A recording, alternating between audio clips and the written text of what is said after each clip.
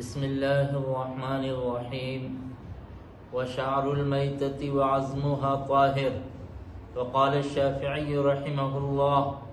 نجس لأنه من أجزاء الميتة ولنا أنه لا حياة فيهما ولهذا لا يتألم بقطعهما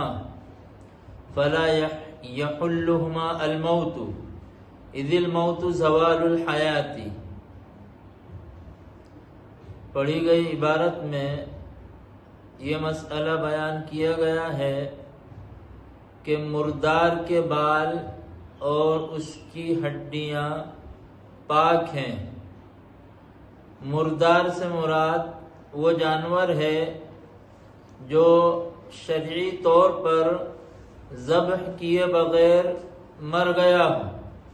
چاہے اس کا گوشت کھانا حلال ہو یا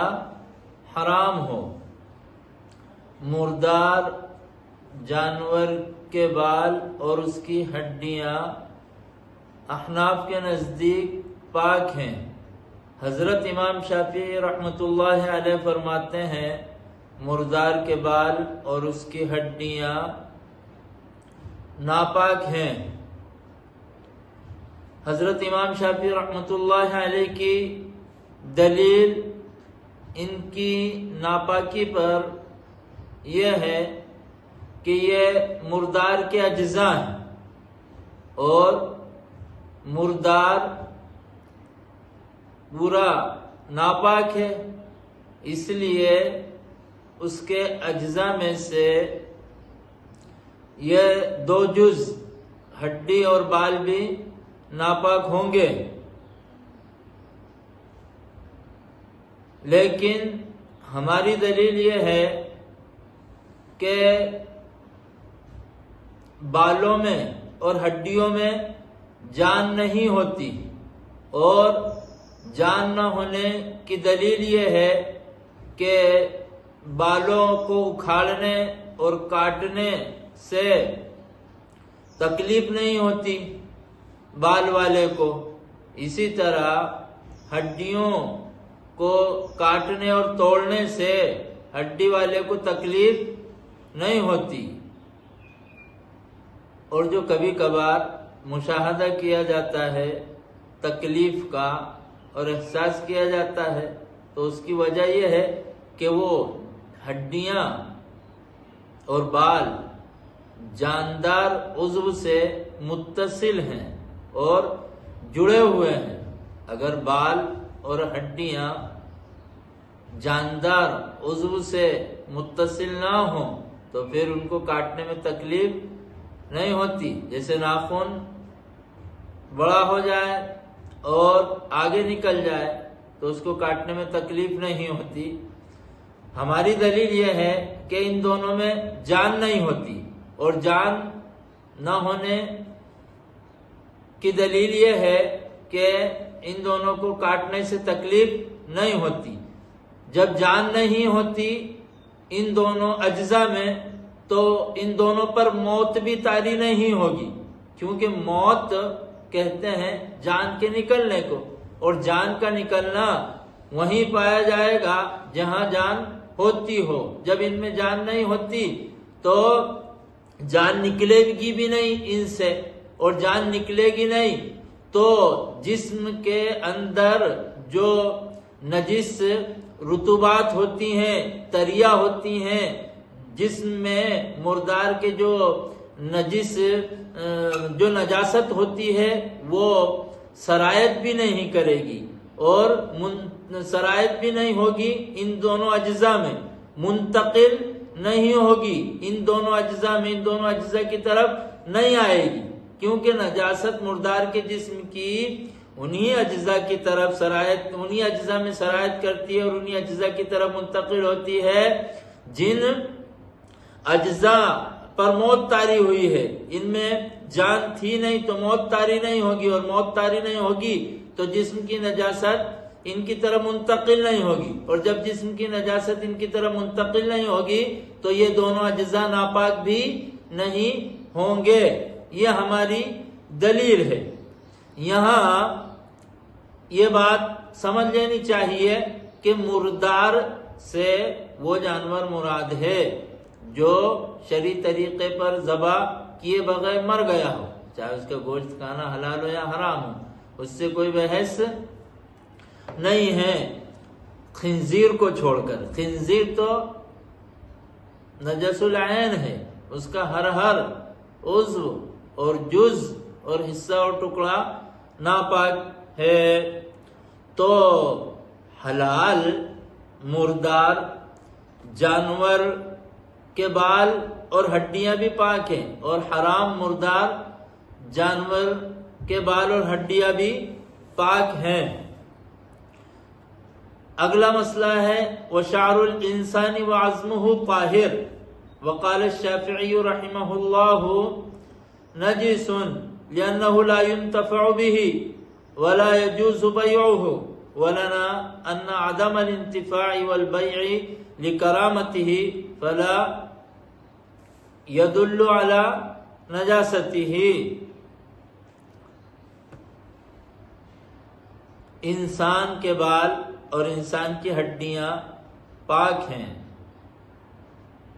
لیکن حضرت امام شافعی رحمۃ اللہ علیہ کے نزدیک انسان کے بال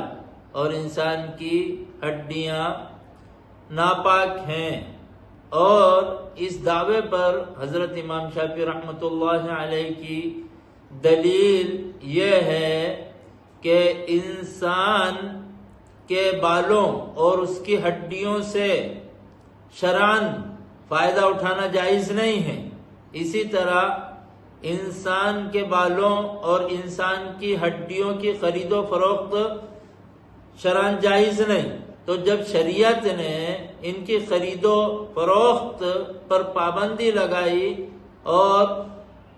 خرید و فروخت کو ناجائز قرار دیا، اسی طرح انسان کے ان دونوں اجزاء سے فائدہ اٹھانے کو ناجائز قرار دیا، تو یہ دلیل ہے اور علامت ہے اس بات کی کہ انسان کے بال اور اس کی ہڈیاں ناپاک ہیں۔ اور ہماری دلیل ان کے پاک ہونے پر یہ ہے کہ ان میں موت حلول نہیں کرتی ہے، موت ان کے اوپر طاری نہیں ہوتی، اور طاری نہیں ہوتی تو نجاست کا انتقال ان کی طرف نہیں ہوگا، اور انتقال نہیں ہوگا تو یہ ناپاک نہیں ہوں گے۔ انسان کی ہڈیوں سے فائدہ جب بھی اٹھایا جاتا ہے جب اس جسم سے الگ کر لیا جائے مرنے کے بعد، اسی طرح بالوں سے، تو چونکہ نجاست کا انتقال نہیں ہوتا ان کی طرف۔ دوسری بات یہ حضرت امام شافعی رحمۃ اللہ علیہ نے جو دلیل پیش کی تھی ان کے ناپاک ہونے پر، ان کی خرید و فروخت کے جائز نہ ہونے اور شرعاً ان کے قابل انتفاع نہ ہونے والی، تو اس دلیل کا جواب یہ ہے کہ شریعت کا انسان کے ان اجزاء سے فائدہ اٹھانے سے منع کرنا اور ان اجزاء کی خرید و فروخت سے منع کرنا، یہ انسان کی شرافت کی وجہ سے ہے، اس کی عظمت کی وجہ سے، اور اس کی تعظیم کرنے کے لیے اور اس کے باعزت ہونے کو بتانے کے لیے شریعت نے خرید و فروخت کو ناجائز قرار دیا۔ اسی طرح جو ہے انتفاع کو ناجائز قرار دیا، تو اس سے اس بات پر دلیل نہیں پکڑی جا سکتی کہ یہ ناپاک ہیں۔ ناپاک ان اجزاء کے ناپاک ہونے کی وجہ سے ان کی خرید و فروخت کو شریعت نے ناجائز قرار نہیں دیا، اسی طرح ان اجزاء کے ناپاک ہونے کی وجہ سے شریعت نے ان سے فائدہ اٹھانے کو ناجائز نہیں کہا، بلکہ انسان کے معظم اور مشرف ہونے کی وجہ سے اس کے ان اجزاء کے بھی معظم اور مشرف ہونے کی وجہ سے ان کی خرید و فروخت کو ناجائز قرار دیا اور فائدہ اٹھانے کو ناجائز قرار دیا، تاکہ انسان کی بے عزتی نہ ہو ذلت نہ ہو، اس کو روندا اور کچلا نہ جائے۔ لہذا اس سے امام شافعی رحمۃ اللہ علیہ کا یہ سمجھنا صحیح نہیں ہے۔ فصل فی البیر، کنویں کے مسائل کا بیان۔ وَإِذَا وَقَعَتْ فِي الْبِئْرِ نَجَاسَةٌ نُزِحَتْ وَكَانَ نَزْحُ مَا فِيهَا مِنَ الْمَاءِ طَهَارَةً لَهَا بِإِجْمَاعِ السَّلَفِ۔ مسئلہ یہ بیان فرماتے ہیں کہ کنویں میں اگر نجاست گر جائے تو کنویں کا پورا پانی نکالا جائے گا اور کنویں سے پورا پانی نکالنا کنویں کی پاکی کا سبب بن جائے گا۔ سلف صالحین یعنی صحابہ اور تابعین کے قول کے مطابق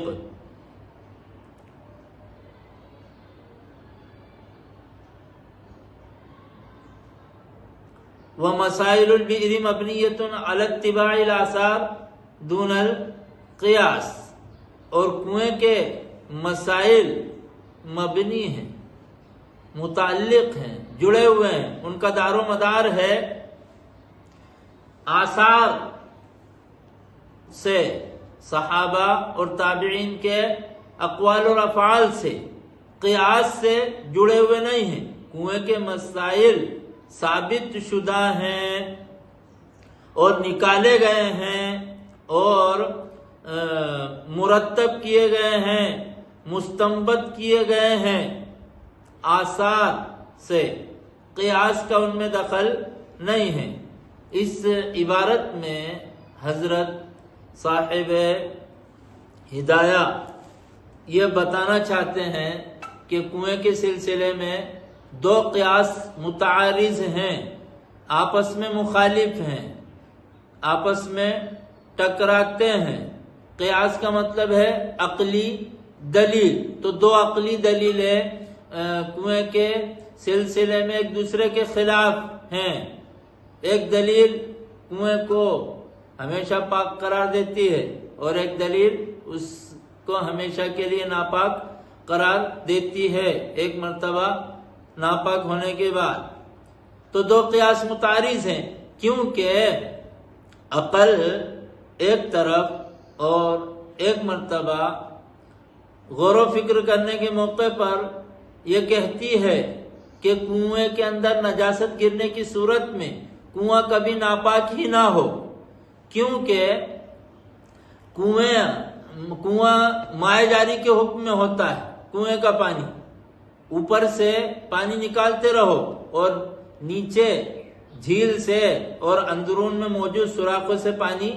آتا رہتا ہے کنویں کے اندر، تو کنویں کا پانی مائع جاری کے حکم میں ہے اور مائع جاری نجاست کے گرنے سے ناپاک نہیں ہوتا جب تک کہ اس کے اوصاف ثلاثہ یعنی رنگ، مزہ، بو میں سے کوئی بدل نہ جائے۔ بدل جائے تو پھر ناپاک ہو جاتا ہے اور پھر وہ جو ہے حالت اور کیفیت ختم ہو گئی تو پھر وہ پاک ہو جاتا ہے۔ تو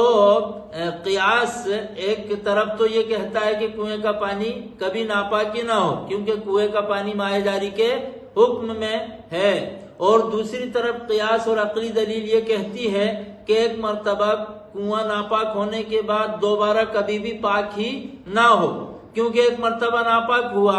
تو وہ ناپاکی کنویں کے پانی میں بھی ملی۔ اسی طرح کنویں کے اندر نیچے تہ میں جو گارا مٹی ہے، کیچڑ ہے، وہ ناپاکی اس سے بھی ملی۔ اسی طرح جب کنویں کا پانی نکالا جائے گا ناپاک، تو ناپاک پانی کنویں کی دیواروں پر پڑے گا، تو جتنی مرتبہ پانی نکالیں گے اتنی مرتبہ جو ہے وہ ناپاک پانی دیواروں پر پڑے گا، تو دیواریں تو کبھی بھی پاک ہی نہیں ہوں گی۔ اسی طرح جو ہے جب